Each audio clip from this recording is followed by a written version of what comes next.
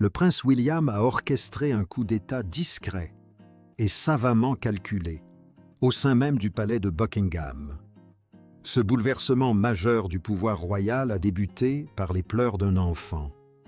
Quelqu'un a poussé son plus jeune fils à bout à Balmoral. Il ne s'agissait absolument pas d'une simple égratignure au genou.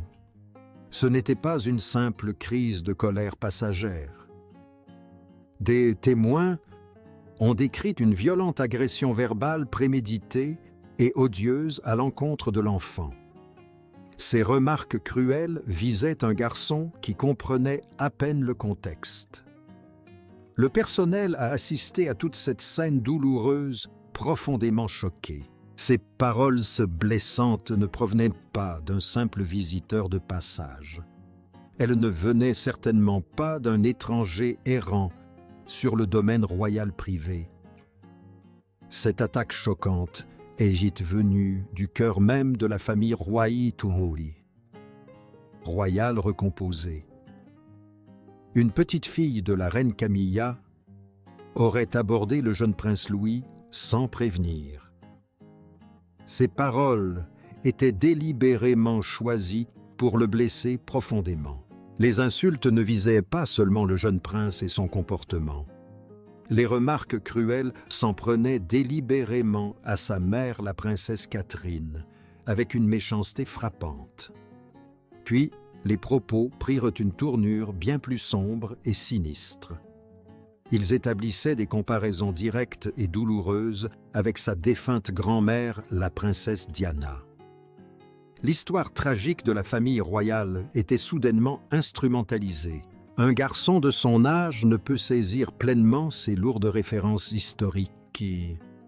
Il ignore les profondes blessures institutionnelles de la monarchie britannique moderne.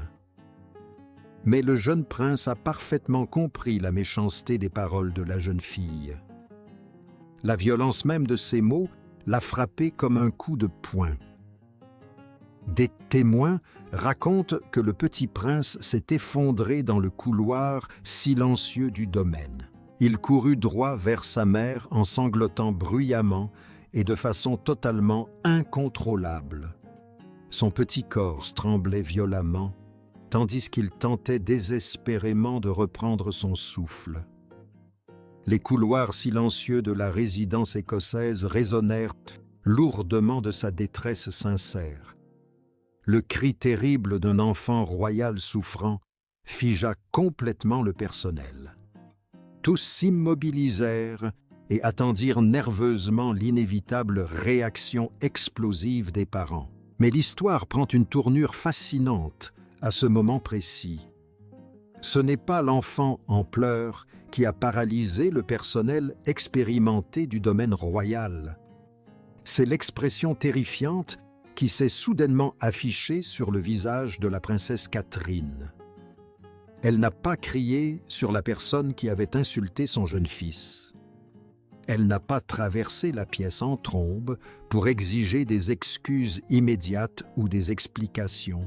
Elle a complètement évité les réactions attendues d'une mère en colère et excessivement protectrice. Les témoins ont décrit sa réaction comme bien plus troublante à observer. Son visage est devenu froid figé et d'une froideur terrifiante. Une maîtrise inébranlable s'est instantanément emparée de son corps. L'air autour d'elle a semblé soudainement se refroidir. Un membre du personnel présent a plus tard fait une observation glaçante concernant son comportement. Ce n'était pas l'absence d'émotion qui rendait ce silence terrifiant, mais la présence immense d'une force intense contenue avec une violence extrême. Derrière son regard fixe, elle emprisonnait une tempête de rage pure. Ce détail, aussi infime soit-il, révèle précisément ce qui s'est passé ensuite derrière ces lourdes portes closes. Catherine choisit de ne pas réagir publiquement sous le coup de l'émotion. Elle prit son fils en pleurs dans ses bras et s'éloigna calmement de la scène chaotique. Mais elle ne laissa place à aucune réaction une fois hors de vue du public. Elle attendit patiemment d'être seule avec son époux dans leurs appartements. Les initiés du palais considèrent aujourd'hui cette conversation privée comme le moment fondateur de la monarchie moderne. Cette réunion privée n'était pas une simple discussion informelle sur la gestion des membres de la famille élargie les plus agaçants. Il s'agissait d'une séance de stratégie familiale extrêmement tendue et chargée d'émotions. De nombreuses sources fiables confirment que cette conversation a fondamentalement modifié à jamais la dynamique du pouvoir au sein du palais. L'approche de Catherine face à cette situation fut incroyablement brillante et d'une efficacité redoutable pour William. Elle ne s'est pas emportée contre son mari au sujet du comportement des membres de sa famille élargie. Au lieu de cela, elle s'adressa à son mari avec une arme bien plus tranchante et efficace. Elle le regarda droit dans les yeux et évoqua lentement sa mère si chère à son cœur. Son regard fut décrit comme fixe inflexible et d'une franchise absolue. Elle lui rappela l'échec historique de la monarchie à protéger la princesse Diana et l'indifférence institutionnelle terrible qui avait marqué la vie de sa mère. Dans cette pièce silencieuse et tendue, Catherine a clairement établi le lien avec l'histoire. Elle a affirmé sans ambages que l'histoire ne se répéterait jamais avec ses propres enfants. Elle ne permettrait jamais que la machine royale rigide brise le jeune prince George. Elle ne laisserait pas non plus la princesse Charlotte ni le prince Louis subir un tel sort. La guerre psychologique du passé royal prenait officiellement fin à cet instant précis. Elle leur promit de les préserver du lourd fardeau psychologique de la vie royale. Ce même fardeau qui avait ravagé l'adolescence tourmentée de William.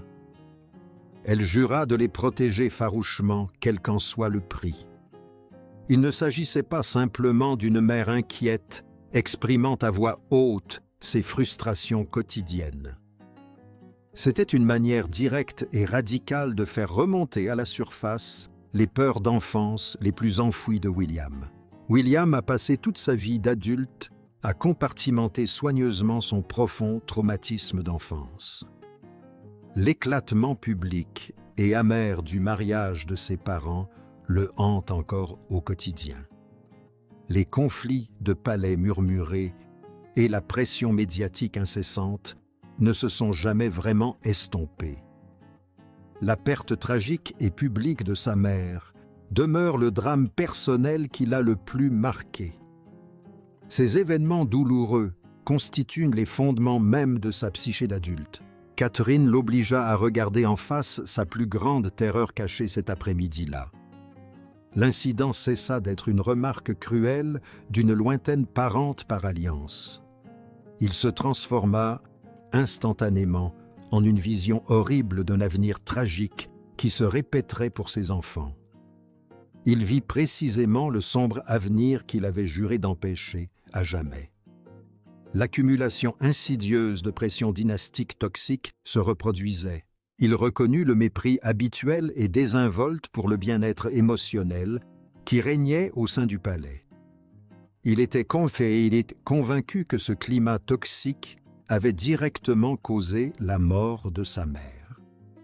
Il imaginait ses propres enfants innocents devenir les victimes collatérales d'une lutte de pouvoir familiale mesquine et cruelle. Selon ses proches, tout s'est soudainement éclairé pour lui dans cette pièce. L'instinct royal traditionnel avait toujours été de garder le silence absolu et d'ignorer les problèmes. La célèbre famille avait survécu pendant des générations en ne se plaignant jamais et en ne s'expliquant jamais publiquement. Mais ce principe ancestral lui semblait soudain un danger réel pour la survie de sa jeune famille. Le silence n'était plus une attitude neutre à ses yeux, car il était très protecteur. L'inaction était désormais considérée comme une complicité inacceptable dans les souffrances psychologiques de ses enfants. La promesse silencieuse qu'il s'était faite enfant en deuil fut enfin tenue. Dès le lendemain matin, l'atmosphère habituellement animée du palais de Kensington changea radicalement. Les membres du personnel décrivirent une ambiance matinale déterminée, intense et résolue. Point de panique, ni de peur, seulement une conscience aiguë de la mission à accomplir. Les principaux conseillers furent discrètement convoqués à une réunion d'urgence à huis clos avant le petit déjeuner. Les déplacements dans certaines zones sensibles du palais furent immédiatement et strictement restreints. Les communications internes furent surveillées de près par les hauts responsables de la sécurité tout au long de la journée.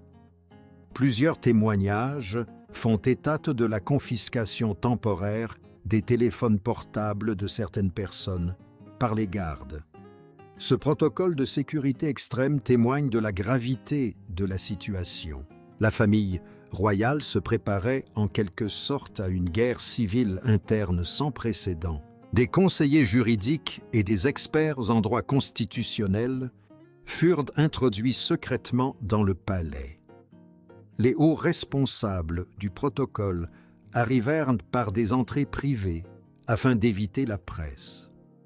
Leur présence matinale et soudaine prit de court le personnel habituel du palais. Seuls quelques initiés connaissaient la véritable raison de ce rassemblement massif. Le prince s'apprêtait à refondre durablement les règles de la monarchie. Lorsque William entra dans cette grande salle de conférence, l'atmosphère changea du tout au tout.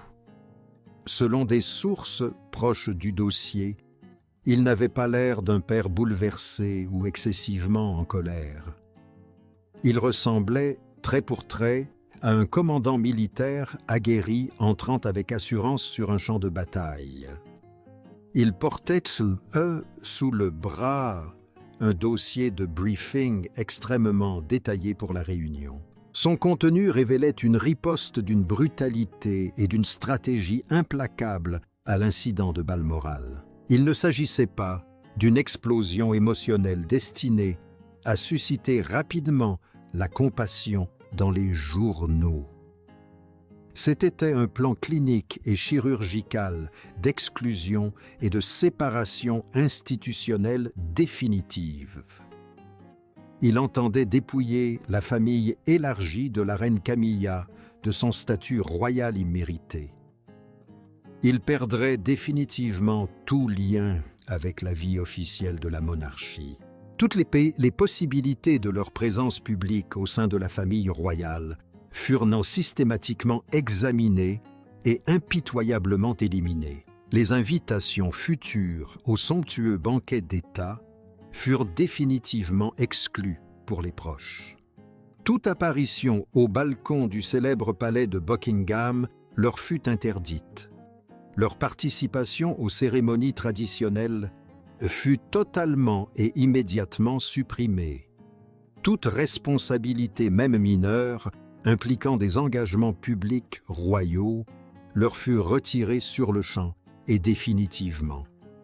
Même les plus petits titres honorifiques symboliques leur furent discrètement retirés.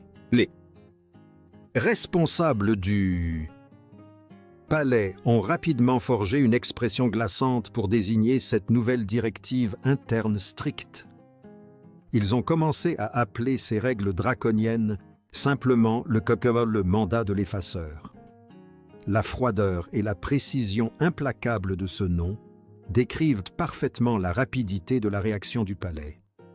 Elles soulignent la rapidité, la justesse et l'ampleur de la réponse institutionnelle du prince. Même les courtisans les plus anciens et les plus influents furent stupéfaits par la brutalité du plan. Nombre de membres du personnel attaché aux traditions approuvaient secrètement cette décision stricte. Ce qui les troublait véritablement, c'était le calme glaçant avec lequel William l'exécutait. Il n'éleva pas la voix une seule fois durant toute la longue réunion de planification. Pas la moindre trace de colère, pas le moindre signe de mécontentement. Il transmit simplement des instructions non négociables à son équipe avec un sang-froid absolu. Cette approche froide et calculée donnait à la situation un caractère inéluctable. La colère, aussi intense, soit-elle finit toujours par s'apaiser une fois l'émotion initiale retombée. Mais cette réaction calme était tout autre chose qu'une simple colère passagère. C'était comme si un gel institutionnel s'installait, pesant lourdement sur l'avenir de la couronne britannique. Le personnel comprenait qu'il ne s'agissait pas d'une solution de relations publiques à court terme pour régler un différend. Il s'agissait d'un vaste remaniement stratégique de l'ensemble de l'institution royale.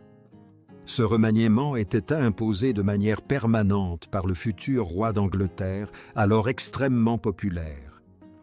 Mais un détail précis a choqué les courtisans les plus expérimentés. Le prince William n'a absolument pas demandé l'autorisation au roi Charles Ier avant de lancer le vaste mandat d'effacement à l'échelle mondiale.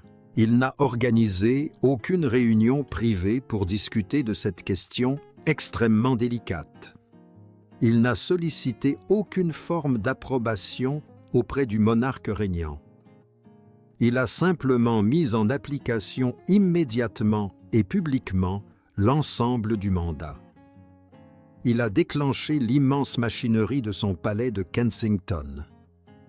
Le roi Charles n'a été officiellement informé qu'une fois l'opération chirurgicale terminée. Le roi a pris la décision radicale une fois la nouvelle situation fermement établie. La communication cinglante se fit par une lettre d'une formalité extrême. Le ton du message était décrit comme extrêmement poli et maîtrisé. Toutes les marques de respect requises pour s'adresser au souverain régnant y étaient respectées. Mais le contenu même de la lettre était sans appel et définitif. La lettre n'était absolument pas une proposition de compromis familial. Ce n'était ni une demande respectueuse de conseils parentaux, ni un avis royal traditionnel. C'était une déclaration froide et péremptoire concernant une décision définitive du palais. Une personne, au fait de la situation tendue, a exposé très clairement la dure réalité.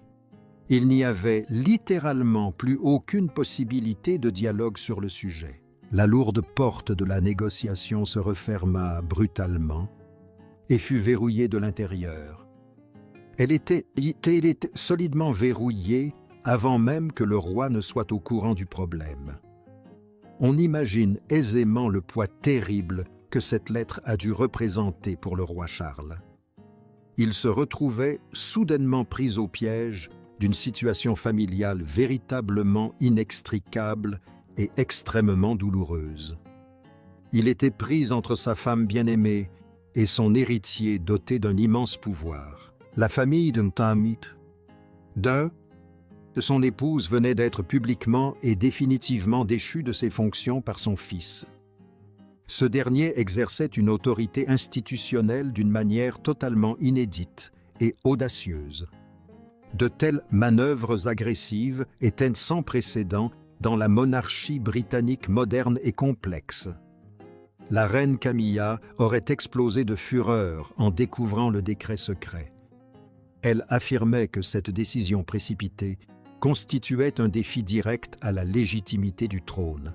Elle était fermement convaincue que cela sapait totalement l'autorité personnelle et constitutionnelle du roi. Elle souhaitait ardemment que Charles intervienne immédiatement et oppose son veto officiellement à son fils aîné. Elle l'exhortait à réaffirmer haut et fort la hiérarchie royale traditionnelle au sein du palais. Selon des rumeurs circulant au palais, plusieurs disputes très vives ont eu lieu durant cette période de forte tension. La tension à Buckingham Palace atteignit rapidement un point de non-retour. Mais le roi Charles choisit finalement de ne rien faire face à l'escalade de la situation. Il n'intervint pas pour apaiser la colère de sa femme et de sa famille. Il ne remit pas en question l'ordre strict que son Fils tout-puissant venait de donner. Il refusa d'intervenir officiellement dans le cadre du puissant mandat de l'effaceur. Selon ses proches, son silence était hautement complexe et calculé. Il a pris conscience d'une dure réalité qui se dévoilait discrètement depuis des mois. Le centre émotionnel et pratique de la monarchie s'est récemment déplacé de façon permanente. Le véritable poids de la couronne ne repose plus entièrement sur lui. Un basculement indéniable s'est opéré en faveur de William et de la princesse Catherine. Le prince et la princesse de Galles jouissent d'une immense popularité à travers le monde.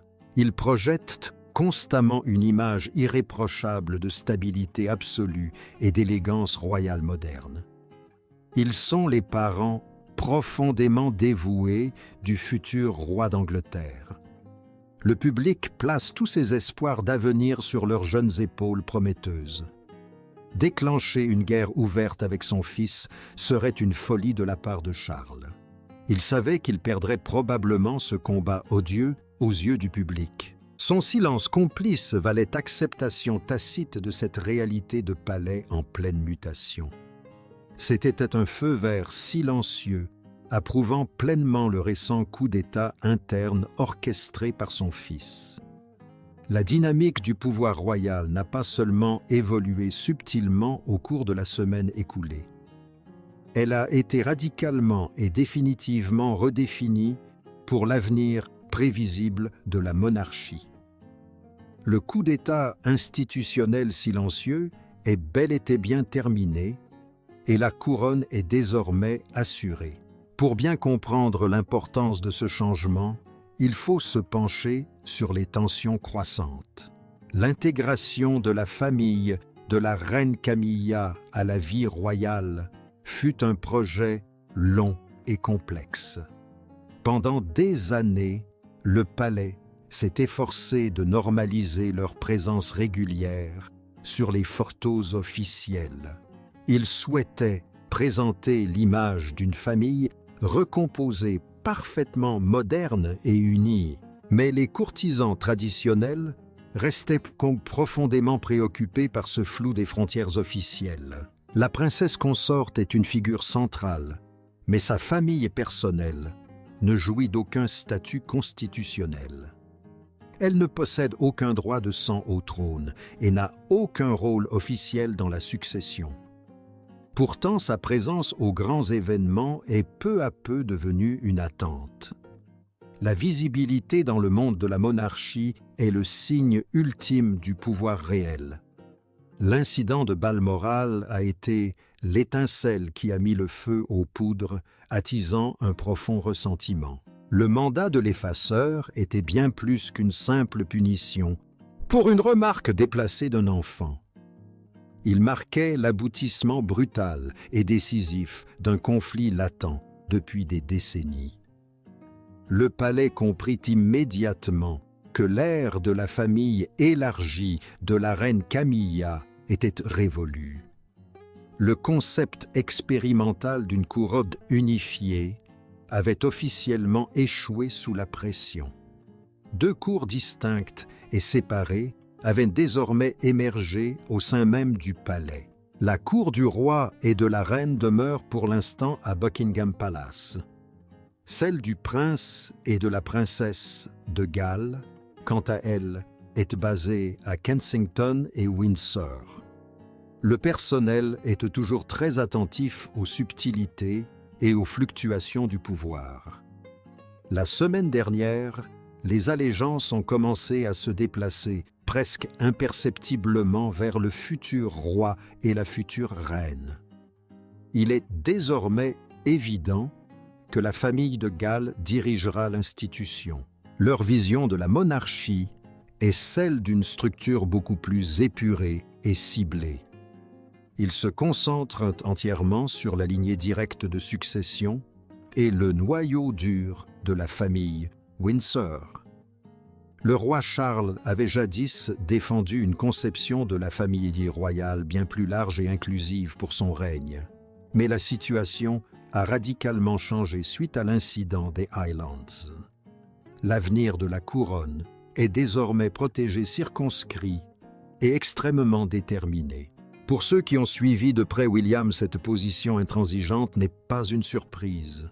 Lui et Catherine ont su avec brio instaurer la confiance et la proximité avec le public. Ils mettent l'accent sur les valeurs familiales, la santé mentale et un rôle parental très actif. Ils semblent faire preuve d'une intelligence émotionnelle bien supérieure à celle de toutes les générations royales précédentes. Cette image publique leur a permis de bénéficier d'un soutien populaire considérable. Mais au sein du palais, on sait que le futur roi a une autre facette. On le décrit comme un homme incroyablement ferme et farouchement protecteur dans sa vie privée. Il fait preuve d'un sérieux inébranlable face aux immenses responsabilités qui l'attendent. Par-dessus tout, il place la sécurité et le bonheur de sa femme et de ses enfants au premier plan. Il n'oublie ni ne pardonne facilement les actes qu'il juge irrespectueux ou nuisibles. Dans les moments de véritable crise, sa réflexion profonde cède la place à une action calme et intense. Il n'hésite pas à prendre des décisions difficiles, voire impopulaires. Ce qui s'est passé à Balmoral a marqué la fusion précise de ces deux facettes de William. Le père accessible et le futur monarque ont agi comme une seule et même personne puissante et déterminée.